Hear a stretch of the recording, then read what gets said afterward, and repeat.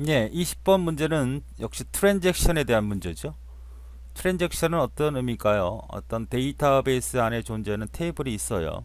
그럼 여기다 삽입을 한다든지 아니면 제거를 한다든지 아니면 수정을 한다든지 이런 것들에 대한 부분들 하나의 트랜잭션이라고 하는 거죠. 은행으로 생각하면 은행에 계좌가 있을 거 아닙니까? 그래서 여러분이 ATM기에서 돈을 인출할 수도 있거나 뺄 수도 있죠. 그러니까 이 테이블 안에 들어있는 형태의 금액 정보가 변경이 되는 거죠. 이것도 하나의 트랜잭션입니다. 자, 그러면 지금 설명하고 있는 것 중에 이 트랜잭션에 대한 개념이 뭐냐면 가장 중요한 게 일단 원자성이죠. 이 원자성이라는 얘기는 뭐냐면 여러분 ATM에서 돈을 갖다가 치르는 과정에서 이래서 전기가 꺼졌다고 가정을 해보자고요. 그러면 더 이상 진행이 안 되겠죠. 그럼 멈췄을 거 아니에요? 멈춘다는 얘기죠. 그러면 이 멈춘 상태로 있어서는 안 됩니다. 다시 원 상태로 복구가 돼야 되죠.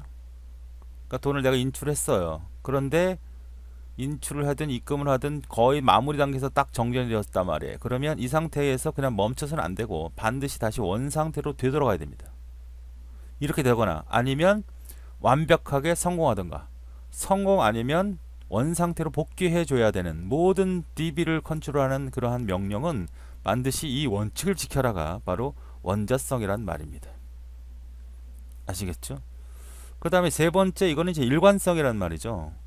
어떤 통장을 사용하는데 어떠한 부분들이 여기서 통장에 대한 정보, 비밀번호라든지 계좌번호가 바뀌어서는 됩니까? 안 됩니까? 절대 안 되죠. 계속 유지가 돼야 되죠. 또 혹은 어떤 거래가 일어났을 때 플러스 100만 원이 되어 있다면 100만 원이 계속 유지가 돼야지. 어느 순간에 나도 모르게 100만 원이 없어지면 안 되죠. 이런 것들이 바로 일관성이라는 개념이고요. 그다음에 고립성이라고 하는 이 부분은 뭐냐면 반드시 어떤 행위를 할 때 외부로부터 영향을 받지 말아야 된다는 얘기죠.